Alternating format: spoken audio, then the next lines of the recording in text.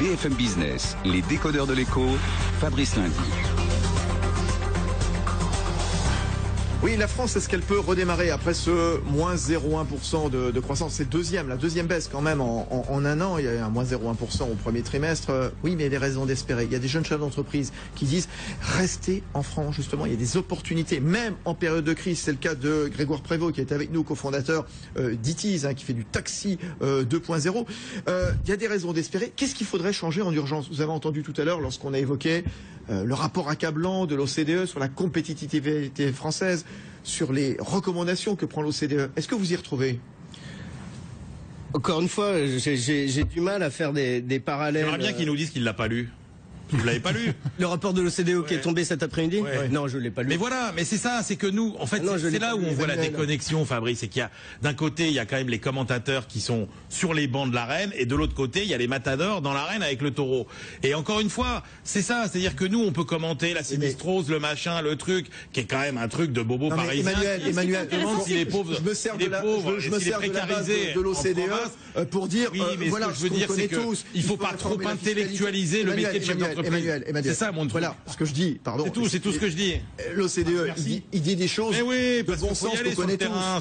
Réformer la fiscalité, réformer le marché du travail, rendre le secteur public plus OCDE. Si on lit tout ça, moi j'ai qu'une envie, c'est de créer une entreprise. Alors répondez à la question, Grégoire Prévost. Donc, qu'est-ce qu'il faudrait changer d'urgence en France? Ce que dit Emmanuel est très vrai. Donc c'était ce que j'avais commencé à dire. Effectivement, j'ai quand même du mal entre les indicateurs très macro. D'abord, je suis pas économiste et j'ai pas cette compétence.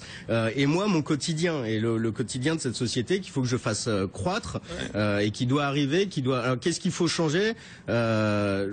J'ai envie de dire évidemment la facilité à trouver le financement. Donc il y a un certain nombre. Le gouvernement a mis en place toute une série de dispositions pour aider les entreprises à trouver des financements. Dans le dernier projet de loi de finances, on a mis en place un système pour inciter fiscalement, en matière d'épargne longue, les investisseurs à choisir d'aller au financement, pour le financement en capital des entreprises. Mais il y a des choses. Il y a eu aussi la banque publique d'investissement. Je vous le dis parce que typiquement sur le rôle du politique, que peut faire l'État pour soutenir les entreprises? Et il y a la banque publique d'investissement qui a précisément pour rôle de soutenir des entreprises qui sont évidemment viables, mais en difficulté et qui méritent un coup de pouce. Ouais, d'accord. Bon, alors nous, on est viable certainement, en difficulté pas du tout. Pour autant, on a besoin de trouver du financement. Qu'est-ce qu'il faut réformer? Par exemple, sur le financement et les aides, une société comme la mienne, quand on se dit, ok, à quelles aides ai-je le droit? J'ai un millefeuille qui fait 7000 aides.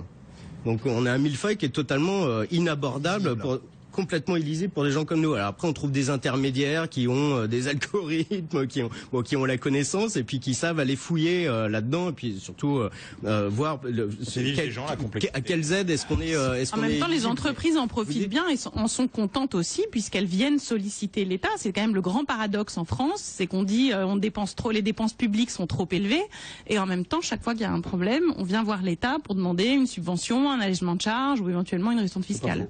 Benaoud Abdelhaim.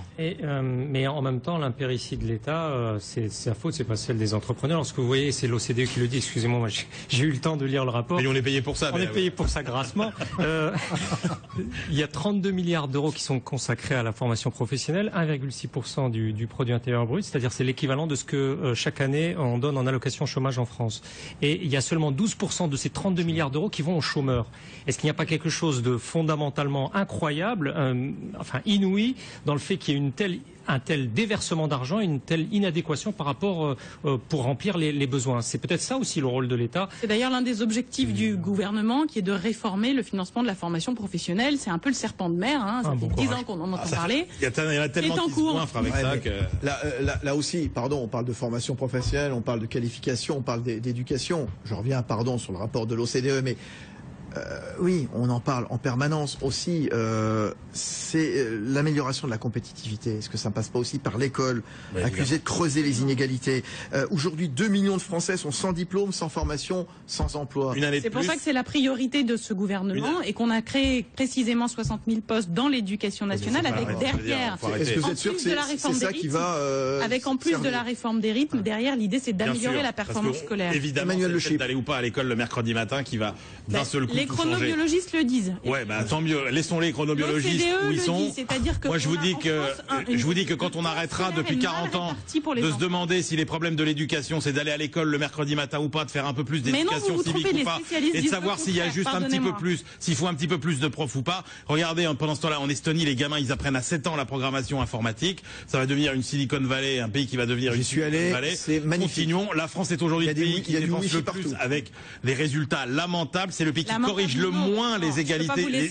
C'est un pays qui corrige le moins les inégalités sociales. C'est le pays dans lequel l'école a le moins d'influence. Ne me lancez pas là-dessus, s'il vous plaît. Sauf que la France est classée dans la médiane des pays de l'OCDE pour sa performance scolaire, donc ça n'est pas catastrophique. On perd 5 on refera une émission complète début décembre à chaque enquête là-dessus, parce qu'on aura le classement PISA, donc qui va arriver début décembre. Ben Aouda Abdelrahim, et puis j'aurais que termine aussi Grégoire Prévost aussi. Alors là, si les experts de l'OCDE avaient un élément au-delà de toutes les questions d'imposition, etc., vraiment un élément très à charge contre la France, c'est le fait que vous avez intérêt à être né du bon côté de la barrière pour pouvoir bénéficier de l'éducation nationale, sinon vous êtes mort.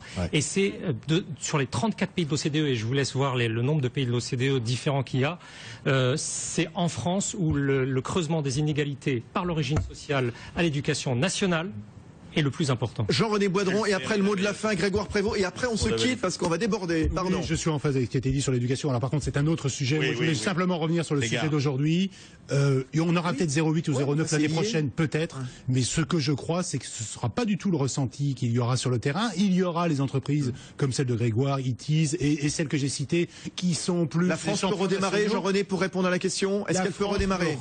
Je ne crois pas que la France, sur le court terme, et quand je parle de court terme, je parle des 2 années qui viennent, redémarrera. On ne peut pas parler de reprise quand on fait 0,5, 0,7, 0,8 ou 0,3% de croissance. Le doc, Ben Aouda. J'ai peut-être même, alors ça vous fera peut-être sourire, j'ai trouvé Citigroup qui parie qu'en 2017, la croissance française sera devant celle de l'Allemagne. Je ne sais pas comment ils parviennent à cette 1,9 au lieu de 1,7. À 4 ans. Voilà, donc dans 3 ans. Le mot de la fin, Grégoire Prévost, cofondateur d'ITIS. Il y a des raisons d'espérer la France redémarre? C'est la question que les décodeurs vous posaient ce soir. Encore une fois, nous avec ITIS, est-ce qu'on redémarre? En tout cas, on contribue sur un secteur qui est celui des taxis. Notre objectif, c'est d'apporter de l'innovation, de mener cette profession au digital, que le digital soit au service de la profession des chauffeurs de taxi pour les aider dans leur métier à optimiser leur activité, et que le changement d'usage pour les utilisateurs leur facilite la vie. Voilà, moi j'ai pas prétention de changer autre chose que ça.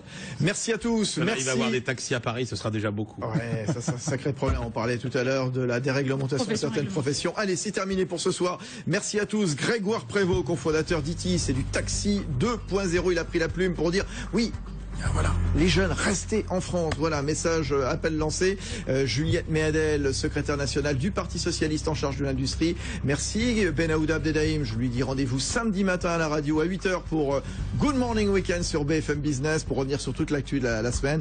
Emmanuel Lechy, bonne soirée. Jean-René Boidron, patron de DL Santé. Merci à tous. Rediffusion 23h30.